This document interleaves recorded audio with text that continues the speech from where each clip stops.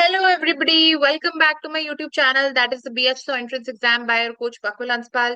This is Bakul Hanspal, the founder and the CEO of this very edtech startup. And today we are going to deal with part 15 of the Indian Constitution, that is election. सब कुछ cover करेंगे जो important है CLAT exam के लिए. मैं ऐसी series ला रही हूँ कॉन्स्टिट्यूशनल लॉ पर, बिकॉज कॉन्स्टिट्यूशनल लॉ से बहुत सारी चीजें पॉलिटी की कवर हो रही हैं. हम बेयर एक्सेस को कर रहे हैं, हम क्लैट के लिए कर रहे हैं, साइमल्टेनियसली हम यूपीएससी के लिए भी कर रहे हैं. जो जो चीजें हैं मैं आपको पैरेलली बताती जा रही हूँ, वो आप देखते जाइए. So let me share my screen and then we'll begin. Part पहले तो आप इतना याद रख लो, जो आपके इलेक्शंस है वो part 15 of the Indian constitution में मेंशन्ड है. Very very important. But before that, who is the current chief election commissioner and other election commissioners? ठीक है, इससे पहले मैं आपको बता दूं, जो आपका सीईसी है, ईसी है, बाकी के पावर वाइज, अलाउंसेस वाइज, सारी चीज वाइज सब सेम रहते हैं. डिफरेंस बस टाइटल का है. वो चीफ इलेक्शन कमिश्नर है, वो अदर इलेक्शन कमिश्नर है, बाकी सब सेम रहता है. ठीक है. Who is the chief election commissioner? Writing it, Gyanesh Kumar. And other election commissioners namely Sukhbir, notes बना रहे हो तो लिखते जाओ, सिंह, संधू एंड विवेक जोशी. ठीक है, ये हो गए अदर इलेक्शन कमिश्नर्स. और chief election commissioner, chief election commissioner आपके हो गए ज्ञानेश सर. फाइन. अब हमारा फर्स्ट अपॉइंटमेंट है, very first appointment under the chief. I am writing it, it's a very big name. Election commission, chief election commissioner and other election commissioner act 2023, जो बहुत ज्यादा debate में था. क्यों डिबेट में था? डिबेट में इसलिए था, इसको अपॉइंट करने के लिए पीएम होंगे, इसको अपॉइंट करने के लिए आपके पास एक कैबिनेट मिनिस्टर होंगे. ठीक है, और इसको अपॉइंट करने के लिए एक आपके पास होगा लीडर ऑफ ऑपोजिशन. ठीक है. यस. तो आपको ये चीज याद रखनी. कुछ और चीजें मैं आपको साइड बाय साइड बता रही हूँ, जो आप नोट्स में जरूर लिख लेना.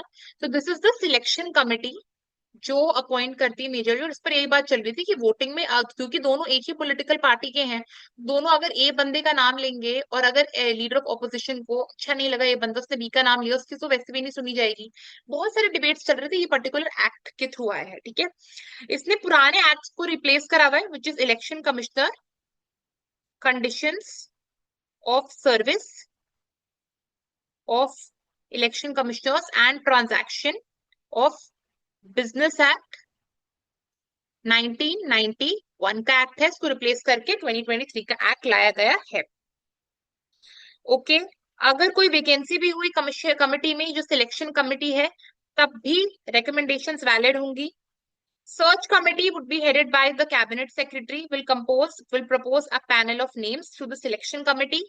ठीक है.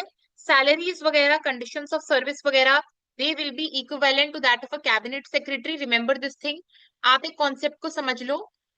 एक होगी सर्च कमिटी. ये जो सर्च कमिटी है, ये हेड करी जाएगी बाय द कैबिनेट सेक्रेटरी. ये कैबिनेट सेक्रेटरी हेड करेगा. हाईएस्ट जो आपको पता होगा, एग्जीक्यूटिव दो तरीके के होते हैं. एक होता है परमानेंट एग्जीक्यूटिव और एक होता है पॉलिटिकल एग्जीक्यूटिव.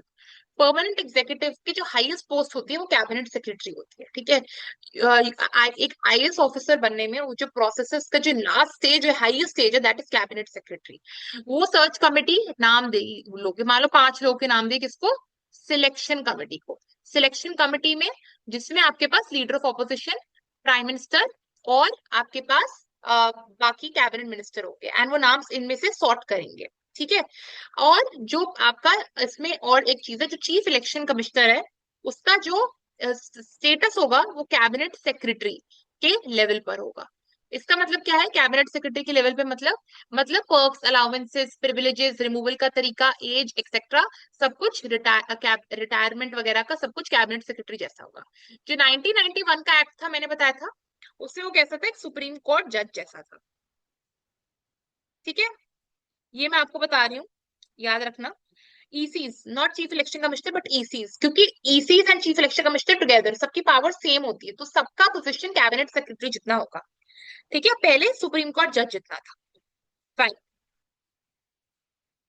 तो आई हैव कवर्ड एवरीथिंग, जो जो इम्पोर्टेंट लगा था मेरे को एक्ट में बताना।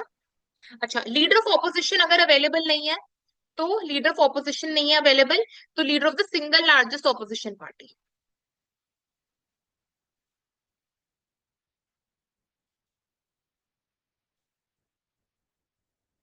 कवर होता है ना कि ऑपोजिशन कलेक्टिवली लीडर डिसाइड नहीं कर पाती, ठीक है। और ऐसा भी एक सिनारियो हो सकता है कि एक ही पार्टी है जो ऑपोजिशन में है ना। तो उस केस में जो leader of the single largest opposition party है वही आपका एलओपी कहलाएगा, that is leader of opposition. Eligibility criteria आप एक बार सुन लो। सी ईसीज का और सीईसीज का, persons of integrity, knowledge and experience in management and conduct of elections and secretary level तक का इनका हैव बीन सेक्रेटरी और equivalent that in the government, ये इसका है। अच्छा, एक और चीज आप याद रख लो, यहाँ पर एक चीज मेंशन नहीं है जो होनी चाहिए थी। अच्छा, आपने ये सुना होगा बहुत न्यूज, इस इनका जो एज ऑफ रिटायरमेंट है वो 65 ईयर्स है, या फिर 6 ईयर्स का टेन्योर, जो भी अर्लियर हो जाए ये तब का है। तो अब याद रख लेना, ये मैंने आपको ऑलरेडी कुछ बता दिया गया है। अच्छा, जो ये चीज आप याद रखना, जैसे आपका रिमूवल का तरीका होता है, मैं आपको इम्पीचमेंट नहीं बोलूंगी, रिमूवल का तरीका बोलूंगी। आपको पता है मैं क्यों नहीं बोलूंगी इम्पीचमेंट, मैंने ऑलरेडी अपनी पिछली वीडियोस में एक्सप्लेन करके रखा हुआ है, आई बटन पे मैं उसको लगा रही हूँ। रिमूवल, देखो सीसीज और ईसी के रिमूवल में फर्क होता है। सीसी के कहने पर ईसी को रिमूव करा जा सकता है, ठीक है, और ईसी के कहने पर सीसी को नहीं रिमूव करा जा सकता, क्योंकि सीसी को रिमूव करने का तरीका एक सुप्रीम कोर्ट जज जैसा ही होता है। दैट इज, मेरे को बताओ क्या होता है। Proven misbehavior, incapacity. Two-thirds of sorry, one half of the total membership of the house, and two-thirds of present and voting, and then followed by the assent by the president. ये आपका removal का तरीका होता है CC का, ठीक है। और ईसी का मैंने आपको ऑलरेडी बता दिया। और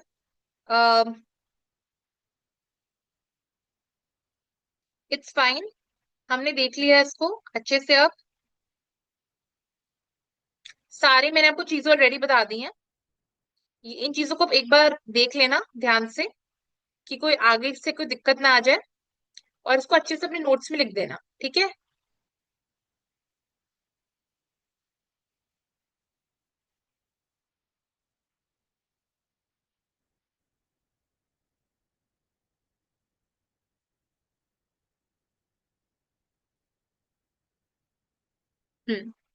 चलिए, fine. Okay, superintendent's direction control of the elections to be vested. So superintendent's direction, control and preparation of electoral rolls for the conduct of elections. ठीक है, चाहे आप एक चीज को याद रखें, चाहे वो पार्लियामेंट के इलेक्शन है या लेजिस्लेचर के इलेक्शन है, किसी भी स्टेट के, या फिर प्रेसिडेंट या वाइस प्रेसिडेंट के इलेक्शन है, ये चार तरीके के इलेक्शन यूपीएससी बहुत इस पर पूछता है क्वेश्चंस, बहुत फेवरेट टॉपिक है। क्लैट का एलिट, क्लैट भी एलिट भी फेवरेट टॉपिक है, बट ये अभी न्यूज में चल नहीं रहा है election commission as such, but elections होने वाले हैं अभी बिहार के, राइट, तो उसको यूज में आएगा। बट एज सच ऐसा कुछ नहीं है कि बहुत ज्यादा ही अभी न्यूज में चल रहा है, बट ये ओलेट्स वगैरह में आ सकता है, और यूपीएससी में तो आ सकता है। चार तरीके के इलेक्शन के लिए इसका कॉन्स्टिट्यूशन होता है। एक होता है चीफ इलेक्शन कमिश्नर, एक होता है other election commissioner, right. And president may from time to time fix the appointment of chief election commissioner, other election commissioners on behalf of the president be made by the president, ठीक है। And such number of other election commissioners, आपने हमारे पास दो है, देखिए we have two other election commissioners, लेकिन two, क्या ये फिक्स नंबर है? नहीं, प्रेसिडेंट सेटिस्फाई करेगा टाइम टू टाइम उसे कितने नंबर रखने हैं, ठीक है। आगे आते हैं, other election commissioner so appointed, chief election commissioner क्या act as the chairman of the election commissioner, simple सी बात है, वो चेयरमैन है। Before each general election of the this particular thing, उनके पास रीजनल कमिश्नर्स आते हैं, एक तो state election commissioner, other election commissioner से, बट क्या वो रीजनल लेवल पर काम देख पाएंगे? असम के इलेक्शन को, छत्तीसगढ़ के इलेक्शन को, झारखंड के इलेक्शन को, या फिर पंजाब के इलेक्शन को? नहीं ना, उनको रीजनली लोग चाहिए जिनको रीजनली उन चीजों का आइडिया हो, right. So they would be needing regional commissioners, would be looking after the regional areas, so would be looking region wise. They are going to divide Punjab into region wise. They're going to prepare the electoral roll. So basically, they're going to assist the election commissioners. Subject to the provisions of law, conditions of service, tenure, etc. सब president करता है इसको specify, वो जो already representation of people's act में मैंने बता दिया. Provided chief election commissioner shall not be removed from his office except in manner and on the grounds like that of the judge of the Supreme Court, conditions of service of chief election commissioner shall not be varied to his disadvantage after his appointment. ये हम कर चुके हैं बहुत बार. Provided further, any such as a regional shall not be removed from his office except on the recommendation of the chief election commissioner. In the same way, ECs भी हो या चाहे रीजनल हो, ये सब रिमूवल के द्वारा, पार्लियामेंट के द्वारा पार्लियामेंट्री रिमूवल नहीं होता, ये सीसी रेकमेंड कर देता है, इनको हटाओ.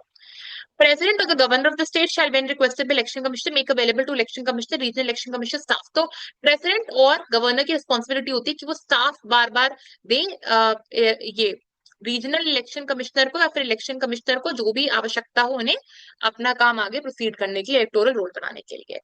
अब देखो 324 इज वेरी वेरी इंपॉर्टेंट. ये तो आपको पता चल गया कि इसको करना ही करना है. जो इंपॉर्टेंट है 325 इज इंपॉर्टेंट, पहले से बता रही हूँ. 326 is important and 329 is a little bit important. ठीक है, subject to election petition. ठीक है, and then the whole thing is sorted. देखो आप याद रखो 325 में डिस्क्रिमिनेशन वाली बात 325 में है, क्योंकि दोनों में बहुत कंफ्यूजन होता है. और 326 में आपकी यूनिवर्सल अडल्ट फ्रेंचाइज या फिर सफरेज के बारे में बात है. यहाँ पर है कि कोई भी बंदा, no person to be ineligible for inclusion और to claim to be included in the special electoral roll on the grounds of religion, race, caste और सेक्स. मतलब आपको इलेक्टोरल रोल बन रहा है स्टेट लेजिस्लेटिव असेंबली के इलेक्शन के लिए या फिर पार्लियामेंट के इलेक्शन के लिए. कोई बंदा चाहे वुमन है, चाहे वो एससी है, चाहे वो एसटी है, उसके बेसिस पर उसको लिस्ट से इंक्लूड नहीं करा जाएगा. ठीक है, no discrimination in terms of inclusion of names in the electoral roll. Elections क्या होंगे? On the basis of adult suffrage पर होंगे, यूएएफ यूनिवर्सल अडल्ट फ्रेंचाइज पर होंगे. ठीक है, universal adult suffrage that is कि जो भी बंदा 18 साल का या फिर 18 साल से बड़ी उम्र का है उसको वोट देने का चांस दिया जाएगा, अनटिल अनलेस वो बंदा डिस्क्वालिफाइड है अंडर द कॉन्स्टिट्यूशन, राइट, या फिर appropriate legislature on the ground of non residence, अब वो नहीं रह रहा है, या अनसाउंडनेस ऑफ माइंड, वो इंसेन है, वो क्राइम है, उससे करप्ट है या फिर कोई इलीगल प्रैक्टिस है, उसके बेसिस पर उसको डीबार कर दिया गया है, वो अलग चीज है, but otherwise that person would be allowed. Important चीज फैक्ट, 18 ईयर्स था, अब 18 मतलब 18 ईयर्स कर दिया गया था अडल्ट सफरेज, पहले 21 था. कौन सा अमेंडमेंट था ये? 69th amendment act 1988. Remember this thing. अच्छा, ये जो होता है ना कॉन्स्टिट्यूशनल अमेंडमेंट एक्ट 1988 या फिर एक्सेट्रा, ये घर बाद वाले ईयर में इम्प्लीमेंट होता है. तो ईयर है 1988 लेकिन इम्प्लीमेंट होगा 1989 में. तो हो सकता है कभी हुआ, ऐसा भी हुआ है कि हो सकता है 2 साल बाद इम्प्लीमेंट हो गया, but at the end of the day 1 साल बाद ही होते मेजरली. एंड बट जब वो एक्ट पास होगा उस साल से तो नहीं होने वाला इम्प्लीमेंट, इतना तो मैंने देख लिया अब तक जो मैंने पढ़ा है. और ये एक फैक्ट है जो उसको याद रखना है, एलिट वगैरह में पूछा जाता है, इंपॉर्टेंट इंपॉर्टेंट क्वेश्चन है ये. ठीक है, power of the parliament to make provision with respect to elections to the legislatures. जो हाउस ऑफ पार्लियामेंट में या काउंसिल ऑफ स्टेट्स के तो इलेक्शन सब बोल भी नहीं रहे हैं हम. देखो कौन से इलेक्शन बोल रहे हैं, याद रख लो. हम बात कर रहे हैं प्रेसिडेंट, हम बात कर रहे हैं वाइस प्रेसिडेंट, हम बात कर रहे हैं जनरल इलेक्शन, एंड हम बात कर रहे हैं general election of state as well as of the country. ये 4 तरीके के इलेक्शंस क्या करता है इलेक्शन कमीशन, रेगुलेट करता है. ये जो इलेक्शंस है ना, इनके इनके प्रोसीजर के लिए कुछ भी हो पार्लियामेंट बना सकता है खुद के लॉज या प्रोसीजर पार्लियामेंट के इलेक्शंस के लिए. In the same way state legislative assembly का इलेक्शन है तो उस पर्टिकुलर वो स्टेट लेजिस्लेचर्स अपने लिए रूल्स कॉन्डक्ट बना सकते हैं, प्रोसीजर्स अपने खुद के ले डाउन कर सकते हैं. Not important. यूपीएससी के आंसर राइटिंग में लिख सकते हो 327 328. ओवरव्यू तो हर आर्टिकल का पता ही होना चाहिए, बट क्लैट वगैरह के लिए not important at all. 329 to some extent important है, to some extent for CLAT but not entirely. Bar to interference by courts in electoral matters. To validity of any law relating to the delimitation of constitution or the allotment of seats to such constituencies made or purporting to be made under Article 327 and 328 shall not be called into question in any court. ठीक है, और no election of either house of the parliament or to the house of the either house of the legislature of the state shall be called in question except by election petition presented to such authority and such a manner to be provided for it by under the law made by the appropriate legislature. देखो आपने जो आपके procedure बनाया 327 में parliament ने अपने खुद का लोकसभा के इलेक्शंस का, 328 में लेजिस्लेचर ने बनाया अपने स्टेट लेजिस्लेटिव असेंबली के इलेक्शंस के लिए कॉन्डक्ट को रेगुलेट करने के लिए, या फिर कोई डिलिमिटेशन एक्सरसाइज हुई, किसमें आता है 82 में आता है, आर्टिकल 82। तो आप क्या कर सकते हो, इसको कोर्ट ऑफ लॉ में नहीं ला सकते और ये नहीं बोल सकते कि भाई ये चीज गलत है, इसको चैलेंज नहीं कर सकते। तो इस टाइप का थोड़ा सा ऑटोनॉमी दे दिया गया है पार्लियामेंट को in these matters, in electoral matters की जुडिशरी इंटरवीन नहीं कर सकती। ठीक है, लेकिन अगर कोई इलेक्शन पिटिशन फाइल होती है, ठीक है, इलेक्शन पिटिशन फाइल होती है, तो आप इसको कर सकते हो। इलेक्शन पिटिशन एक कंसर्न हाई कोर्ट में फाइल होती है, हाई कोर्ट में ही फाइल होगी। This is a UPSC question, previous year UPSC question. ये क्लैट में भी, ओलेट्स वगैरह में पूछा जा चुका है, इलेक्शन पिटिशन किधर फाइल होती है, वो हाई कोर्ट में ही फाइल होती है, उस पर्टिकुलर एरिया के जहां पर आपको लगता है घपला हुआ हो, सो वहां पर आप इलेक्शन पिटिशन फाइल कर सकते हो। बट अदरवाइज ये फालतू की चीजों के लिए कि प्रोसीजर कैसा जो बनाया है पार्लियामेंट ने और स्टेट लेजिस्लेटिव असेंबली में with respect to those laws या फिर डिलिमिटेशन एक्सरसाइज, उसके लिए आप नहीं कर सकते except it's an election petition. Fine. अच्छा, फिर तो ओमिट कर दिया गया है special provision as to the elections of parliament in case of prime minister speaker. ठीक है। अच्छा, ये नेक्स्ट पार्ट, पार्ट 16 मैं आपको दूसरी क्लास में करवा रही हूँ, reservation of seats for schedule का, schedule tribes. But I think आपको यहाँ तक तो क्लियर हो गई होंगी चीजें, मैंने काफी फैक्ट्स बताए, उन सब फैक्ट्स को नोट डाउन कर लेना, अपनी नोटबुक में लिख लेना, बार बार रिवाइज करते रहना ताकि याद रहे। So for getting most of the details, do like, share, comment, and subscribe to my YouTube channel. Stay tuned.